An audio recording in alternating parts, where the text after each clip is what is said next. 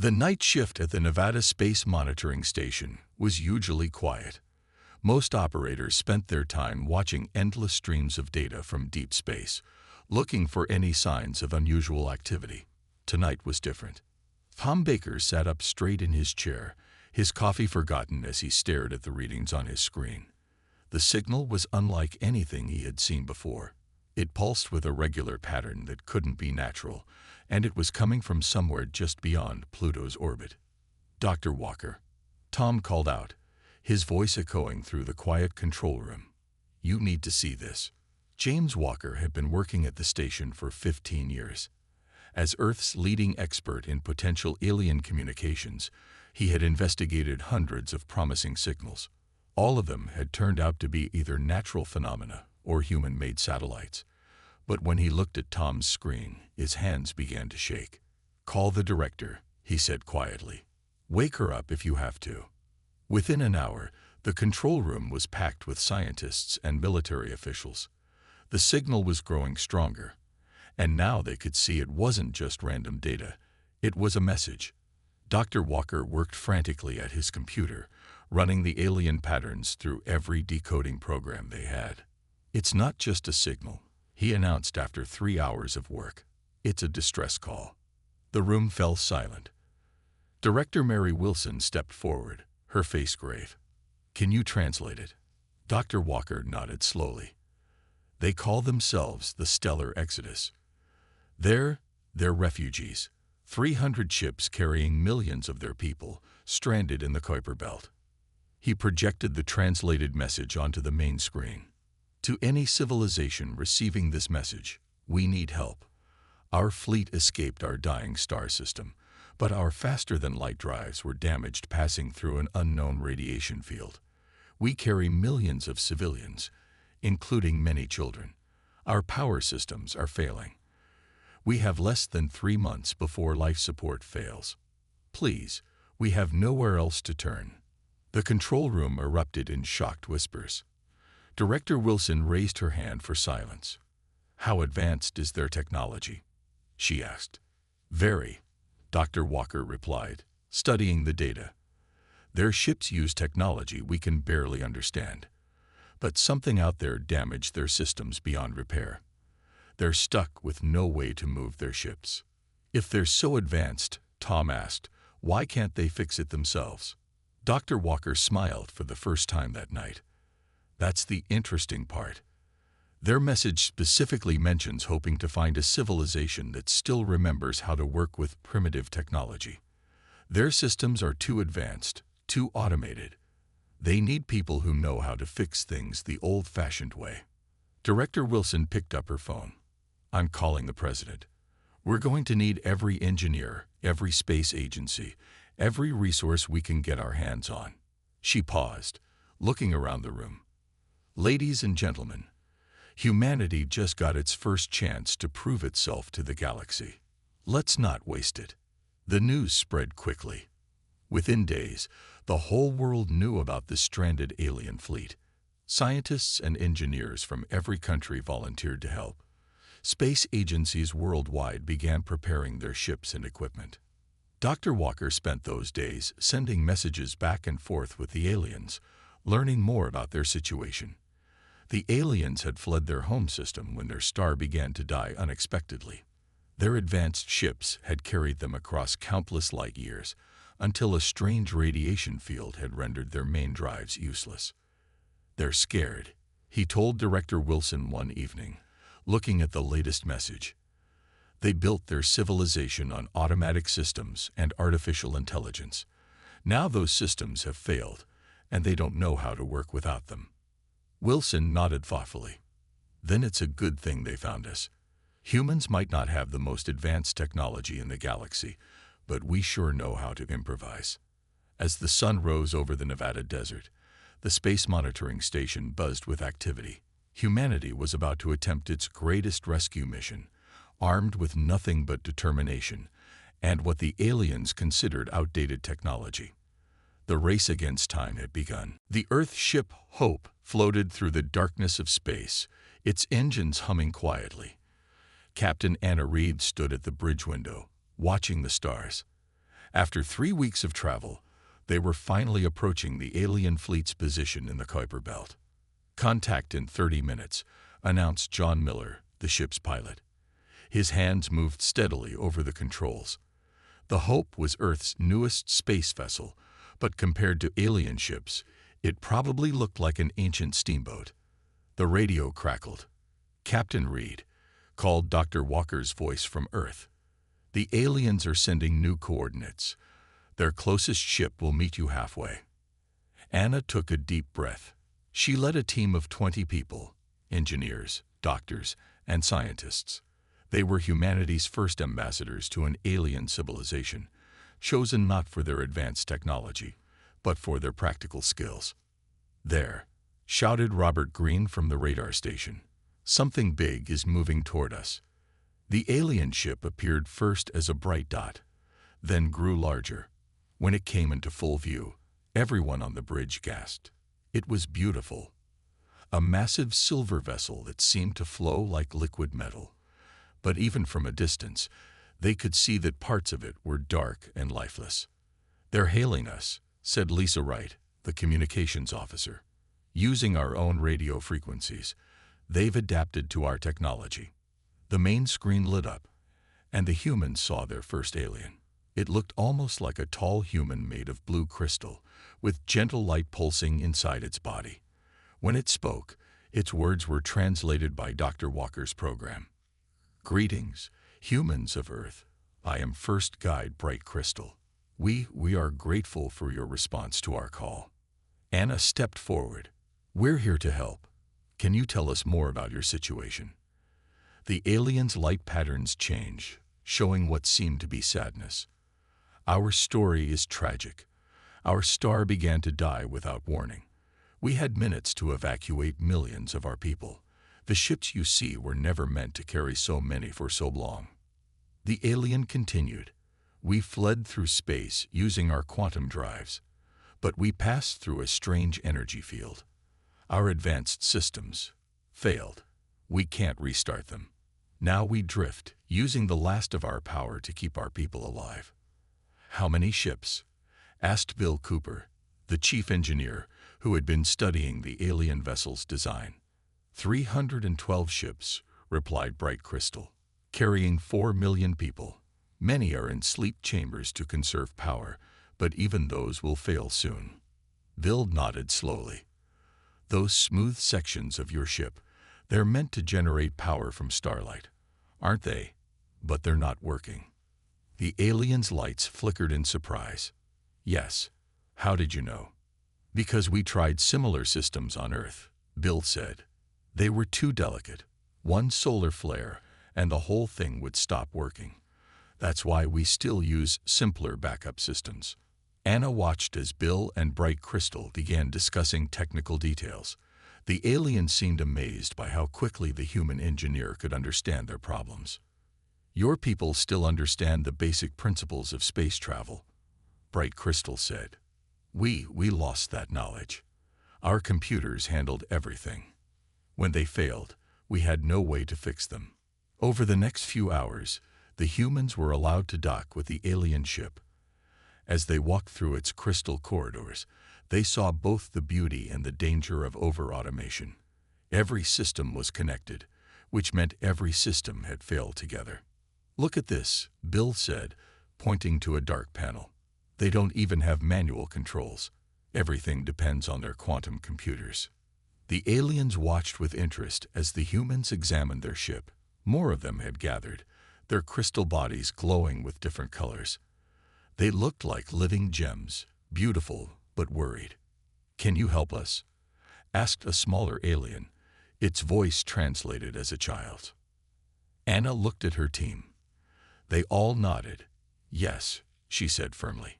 "It won't be easy, and it won't be pretty. We'll have to attach what you might consider primitive engines to your ships, but we can save your people." The aliens' bodies glowed brighter with hope.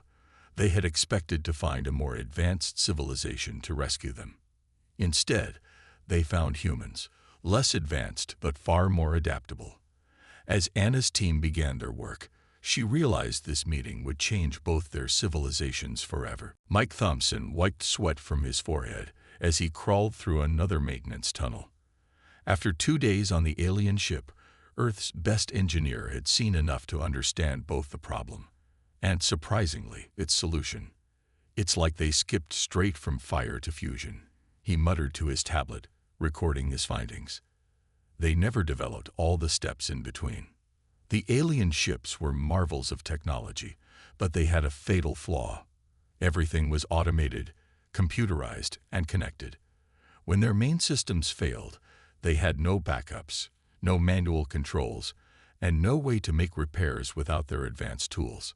Mike emerged from the tunnel into a large engine room where Bill Cooper was working with 3 glowing aliens. The aliens' crystal bodies pulsed with dim blue light, a sign of their worry the humans had learned. "Found anything useful?" Bill asked, looking up from a dead control panel. Mike nodded, pulling out his tablet. "Their ships are powered by something like a small star in a bottle. Beautiful technology. But when that radiation field hit them, it scrambled all their quantum systems. They can't restart without their computers, and they can't fix their computers without power." "A perfect circle of failure," one of the aliens said, its voice translated through their communication devices. "Our ancestors would have known what to do, but we lost those skills generations ago." Mike spread out several paper drawings he had made, actual paper, which had amazed the aliens. "Look here," he said, pointing to his sketches. "Your ships are huge, but they're also really light. If we attach chemical rockets, simple rockets like we use on Earth, we could move them." The aliens' lights flickered rapidly, their version of shocked whispers. "Chemical rockets?" one asked. "Like burning fuel?" "Exactly," Mike said. "No quantum mechanics, no computers needed, just action and reaction. Basic physics. We can build them right here using materials from your cargo holds." Bill grinned, and the best part, anyone can learn to control them. No eye required. The aliens gathered around the paper drawings, their crystal bodies glowing brighter with interest. Mike began explaining his plan, using simple diagrams to show how Earth-style rockets could be attached to their ships. "We'll need to train your people," he said. "You'll have to learn to do things manually again, but these systems are simple enough that anyone can understand them." In the next few hours, more aliens joined them in the engine room. They watched in fascination as Mike and Bill used spare parts to build a small working model of their proposed rocket system. "See," Mike said, firing the tiny rocket in the zero gravity. "Pure chemistry and physics. No quantum physics needed." One of the younger aliens moved closer, its light patterns showing intense curiosity. "Can you teach me how it works? Not just how to use it, but how it really works." Mike smiled. This was what he had hoped for. "Of course. That's the beauty of simple machines. You can understand every part. Here, let me show you." He spent the next hour teaching basic rocket principles to a growing crowd of aliens. They were brilliant learners, their crystal bodies glowing brighter with each new understanding. "We forgot," one of the older aliens said quietly. "In our rush to advance, we forgot the importance of understanding the basics." Captain Reed entered the engine room later to find Mike surrounded by aliens, all practicing with manual tools, something they hadn't done in generations. She watched as they learned to weld, to measure, to calculate thrust ratios without computers. "How's it going?" she asked. Mike looked up, his face streaked with grease but wearing a big smile. "They're getting it, Captain. Their bodies might be made of crystal, but they got engineers' hearts. They just needed someone to remind them how to use their hands again." The captain nodded, watching the unusual sight of glowing crystal aliens working with wrenches and blowtorches. This was humanity's gift to them, not advanced technology, but a return to basics. "We'll need to modify all 300 ships," Mike said. "But now we'll have help." These folks are learning fast. Outside the ship's windows, the vast alien fleet floated in space, their beautiful but powerless ships stretching into the distance. Soon, they would all be fitted with what the aliens had called primitive rockets. Sometimes, Mike thought, moving forward meant taking a small step back first. The space around the alien fleet had become busy with activity. Earth ships of all sizes moved between the massive crystal vessels, carrying supplies, workers, and hope. It had been 2 weeks since Mike's rocket plan was approved, and now the largest space rescue mission in human history was in full swing. Another supply ship coming in from Earth, announced Lisa Wright from her new command center. She had transformed a section of the alien flagship into a traffic control room, using old-style radar and radio systems. That makes 30 ships today. The rescue operation had brought together every space agency on Earth. Russian cargo ships carried fuel tanks, American shuttles brought rocket parts, and Chinese vessels delivered tools and supplies. Even smaller nations had joined in, sending their best engineers and pilots to help. Inside the flagship's main cargo bay, Mike watched as human workers and aliens worked side by side. The aliens' crystal bodies glowed with different colors as they worked. Bright yellow for excitement, steady blue for concentration. They had taken to the old technology with surprising speed. "Careful with that fuel line," he called out to a team lifting a large pipe. "Remember, simple is safe." An alien named Clear Light floated over to him, its crystal body shimmering with green, their color for happiness. "Mike, you must see this. My team has finished our first complete rocket assembly without human help." Mike followed Clear Light to another section of the cargo bay. There, a group of aliens stood proudly next to a perfectly assembled chemical rocket engine. Just weeks ago, they wouldn't have known how to hold a wrench. Now they were building rockets. "Excellent work," Mike said, checking their construction. "Perfect welds, all safety checks complete. You're ready to start teaching other teams." The aliens' bodies pulsed with bright colors of pride and joy. They had discovered something their advanced civilization had forgotten: the satisfaction of building something with their own hands. In another part of the ship, Captain Reed met with the alien leaders and Earth's mission control through a video link. The huge screen showed faces from every major space agency on Earth. "We've completed modifications on 20 ships so far," she reported. "The aliens have learned the technology so well, they're now leading some of the construction teams." "What about power reserves?" asked Director Wilson from Earth. "Do we have enough time?" An alien leader named Deep Wisdom moved forward, its crystal form glowing steady orange, their color for determination. "Thanks to the humans' backup power systems, we've reduced our energy use by 60%. This gives us enough time to modify all ships." The humans had installed simple battery systems and manual controls throughout the alien fleet. It wasn't pretty or advanced, but it worked. They had even set up old-style radios for communication between ships, saving precious power that would have been used by the aliens' complex systems. Bill Cooper entered the meeting room, carrying a tablet with the latest updates. "We've got good news," he announced. "The first test flight was successful. We moved one of the smaller ships using just our chemical rockets. It's not as fast as their quantum drives, but it works." The room erupted in cheers, human voices mixing with the musical tones of alien joy. On the video screen, the Earth representatives broke into applause. Later that day, Mike stood at a window with Clear Light, watching teams of workers moving between ships. Human shuttles looked tiny next to the massive alien vessels, like small boats beside ocean liners. "You know what's funny?" Clear Light said, its crystal body glowing softly. "We came here thinking we needed to find an advanced civilization to save us. Instead, we found humans, and you saved us by teaching us to be a little more like you." Mike nodded. Sometimes the best solution isn't the most advanced one. It's the one you can fix with a wrench and some basic knowledge. Outside, another Earth supply ship was arriving, its simple chemical engines burning bright against the darkness of space. It carried more parts, more tools, and more workers, all coming together in humanity's greatest engineering project. They still had hundreds of ships to modify, and time was still running short. But as Mike watched humans and aliens working together, he knew they would succeed. Not because they had the best technology, but because they had something better: determination, creativity, and the willingness to learn from each other. The warning came from Earth's solar monitoring station at midnight. Lisa Wright's radio crackled with urgency as the message came through.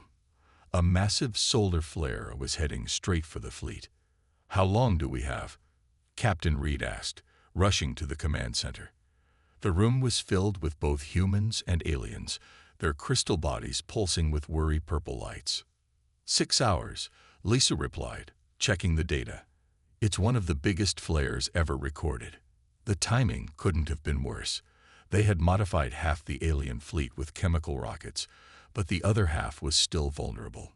The alien ships' delicate systems, even the ones that still partly worked, would be destroyed by the solar radiation. Mike Thompson burst into the room, followed by Bill Cooper. "We need to start emergency protocols now," Mike said, spreading out paper maps of the fleet's position. "The alien shields won't hold against this kind of flare." The alien leader, Deep Wisdom, floated forward. "Our remaining quantum shields are already failing. We cannot protect all ships." "Then we do it the human way," Captain Reed said firmly. She turned to Mike. "What do we have?" Mike pointed to his drawings. "We got thousands of rolls of gold foil in the supply ships. It's what we use to protect our satellites. It's not fancy, but it works. If we can wrap the most vulnerable parts of each ship." "Gold foil?" An alien engineer named Swift Thought asked, its crystal body flickering with doubt. "Against a solar flare. Sometimes the simplest solutions are the best," Bill said. "We've been using this technique since the 1960s. Captain Reed nodded. "How many people do we need?" "Everyone," Mike replied. "Every human, every alien who can work in space. We have 6 hours to cover 300 massive ships with radiation shielding." The captain straightened up. "Then let's get to work. Send the alert to all ships. Everyone in spacesuits or environmental suits in 15 minutes." The next few hours were a blur of activity. Hundreds of humans and aliens worked together in space, unrolling massive sheets of gold foil across the crystal ships. The aliens learned quickly, their bodies glowing with determined orange light, as they helped secure the protective layers. 2 hours left, Lisa announced over the radio. "Flares getting stronger." Inside one of the alien ships, clear light worked alongside Mike, helping to protect sensitive equipment. "I don't understand," the alien said. "How do humans think of using such a simple material for protection?" Mike smiled behind his spacesuit visor. "We learned the hard way. Lost a lot of satellites before we figured it out. Sometimes low-tech solutions work better than high-tech ones." 1 hour, came the warning. Captain Reed watched from the command center as the last teams rushed to finish their work. The fleet looked strange now, the beautiful crystal ships covered in wrinkled gold foil like giant space blankets. "All teams, get inside," she ordered. "Flare hitting in 10 minutes." They barely made it. The last worker had just entered an airlock when the edge of the solar flare reached them. The fleet was bathed in deadly radiation that would have fried any unprotected electronics. Everyone held their breath, watching their instruments. Minutes passed, then an hour. Finally, Lisa looked up from her console, smiling. "All ships reporting in. The foil worked. We didn't lose a single vessel." The command center erupted in cheers. The aliens' bodies glowed with bright rainbow colors of joy and relief. What their advanced shields couldn't handle, simple gold foil had defeated. Later, as the crews began removing the temporary shielding, Deep Wisdom approached Captain Reed. "We have learned another valuable lesson from humans today," the alien leader said. "What's that?" she asked. "That advancement doesn't always mean making things more complex. Sometimes, true wisdom lies in remembering the simple solutions that work." Outside the window, the fleet glittered in the starlight, gold foil mixing with crystal hulls. They had survived their first major crisis, not through advanced technology, but through human ingenuity and simple physics. "We still have half the fleet to modify," Mike said, checking his lists. "But now we know something important." "What's that?" asked Clearlight. Mike smiled.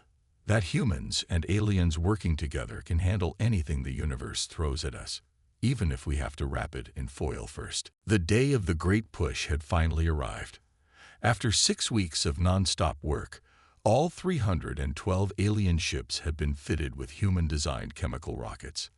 Now came the hardest part, moving the entire fleet toward Earth's orbit. "All ships report ready," Lisa Wright announced from her control station. The command center was packed with both humans and aliens, their crystal bodies glowing with nervous yellow light. Captain Reed stood before the main window, looking at the massive fleet spread out before them. "This is going to be the biggest coordinated space maneuver in history," she said. "Are all the pilots trained?" Mike Thompson nodded, checking his tablet. "We've trained at least 3 alien crew members on each ship. They understand the rocket controls now. It's just like the simulators we practiced with." The aliens had proven to be excellent students. After generations of letting computers do all the work, they had rediscovered the joy of manual control. Many had said it felt like waking up from a long sleep. "First wave, prepare for engine start," Captain Reed commanded. They would move the fleet in groups of 50 ships to avoid collisions. Clearlight, now a trained rocket pilot, spoke up from its control station. "All alien crews report ready. We trust in human technology." The captain smiled. Just 2 months ago, the aliens had considered chemical rockets to be primitive. Now these simple engines were their lifeline home. "Start countdown," she ordered. Lisa's voice rang out across all channels. "Engines start in 10, 9, 8. Everyone held their breath. They had tested single ships, but never anything like this. 3, 2, 1. Ignition. 50 massive rockets roared to life. The simple chemical engines, built from modified Earth designs, pushed against the emptiness of space. Slowly, majestically, the first wave of crystal ships began to move. "It's working," Bill Cooper shouted, watching the readings. All ships maintaining proper thrust and alignment. The aliens' bodies pulsed with bright colors of excitement and relief. Their ships, once stranded and powerless, were moving again. Over the next 12 hours, group after group of ships fired their rockets. The fleet looked like a river of stars flowing through space, crystal hulls gleaming in the sunlight as chemical flames pushed them forward. "Fourth wave complete," Lisa reported. "Only 2 more groups to go." On Earth, millions watched through telescopes and live feeds as the massive alien fleet moved in perfect formation. Space stations and lunar bases were already preparing to receive the refugees. "You know what's amazing?" Mike said to Clearlight as they watched another group of ships fire their engines. 2 months ago, your people had never used manual controls. Now you're flying huge ships with rocket engines. Clearlight's crystal body glowed with proud green light. "We had forgotten something important, the joy of doing things ourselves. Humans reminded us of that." The last group of ships fired their rockets just as Earth became visible to the fleet, a blue jewel hanging in space. Many of the aliens crowded to windows to see their new temporary home. "All ships report successful engine burns," Lisa announced. "We're on course for Earth orbit. Travel time, approximately 3 days." A cheer went up in the command center. Humans hugged each other while aliens glowed with every color of the rainbow, their way of showing pure joy. Captain Reed watched Earth growing larger in the main window. "Status of the fleet's life support systems. The backup systems are working perfectly," Bill reported. "Simple solar panels and battery banks, just like we use on Earth. They'll easily last until we reach orbit." Later that day, as the fleet cruised steadily toward Earth, deep wisdom gathered both human and alien crew members together. "Today marks a new chapter for both our peoples," the alien leader said. We came seeking help from an advanced civilization. Instead, we found humans, who taught us that true advancement isn't about having the most complex technology. It's about understanding the basics, Mike added, and never forgetting how things really work.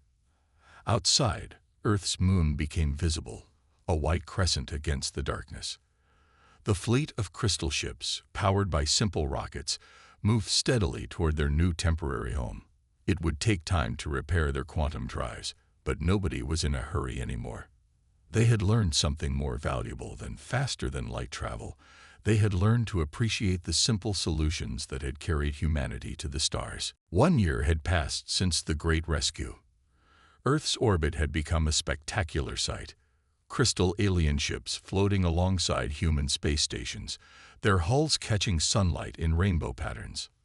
Mike Thompson stood at the window of the new Human Alien Engineering Academy, watching students arrive in small transport ships. The academy, built from a converted alien vessel, had become a symbol of cooperation between the two species. Teacher Mike called a young alien named Bright Hope, its crystal body glowing with excited yellow light. We finished rebuilding the old Earth satellite. Everything works. No computers, just mechanical parts.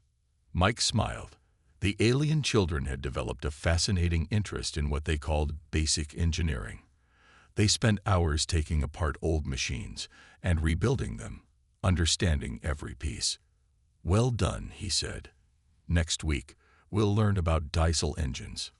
In another part of the academy, Captain Reed, now Admiral Reed, met with deep wisdom and Earth's space agency leaders. The wall screen showed images of a new ship under construction, one that combined both human and alien technology. The quantum drive modifications are complete, Deep Wisdom announced, its crystal form glowing steady blue. We've added manual controls and backup systems, just like humans taught us. It will never fail the way our old ships did. The new ship was beautiful, crystal and metal working together. It had both quantum engines and chemical rockets, advanced computers, and simple manual controls. It represented the best of both civilizations. The first test flight is scheduled for next month, Admiral Reed said. A human-alien crew working together.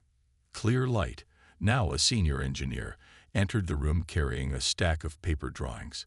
The aliens had grown fond of this primitive but reliable way of storing information. The other news is even better, it said, its crystal body pulsing with happy green light. 10 more alien families have decided to stay permanently. They want to help build the joint fleet. This wasn't surprising anymore. Many aliens had chosen to make Earth their new home, even after their ships were repaired. They had found something here they didn't want to leave.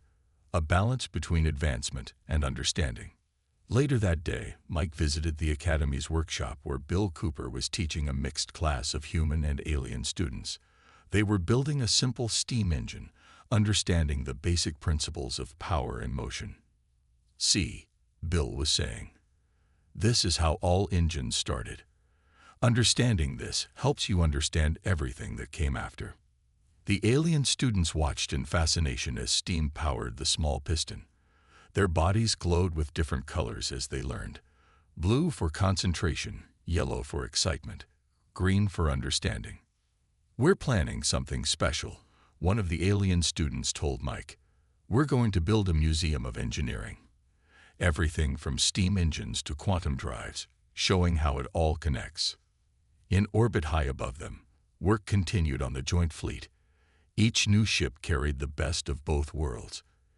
Alien crystal technology merged with human practical engineering. They were ships that couldn't be stopped by computer failures or power losses because they could always fall back on simple, reliable systems. That evening, Mike and Clear Light stood at the Academy's main window, watching Earth rotate below them. A group of crystal ships floated past, their hulls still showing traces of the modifications that had saved them a year ago. You know what the greatest gift was? Clear Light asked.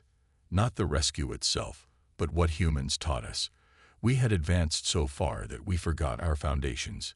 You helped us remember. Mike nodded. And you taught us something too. You showed us that advancement doesn't have to mean leaving the basics behind. We can have both. As the sun set over Earth, more ships appeared in the darkening sky, some crystal, some metal, some a combination of both. Each one represented a future where two very different civilizations had learned from each other. A small student ship flew past, piloted by a young alien learning to use manual controls. Its crystal hull had been modified with simple metal engines, a perfect symbol of their new shared legacy. They had started as rescuers and refugees. They had become partners, teachers, and friends. Together, they were building something new, a civilization that remembered its foundations while reaching for the stars.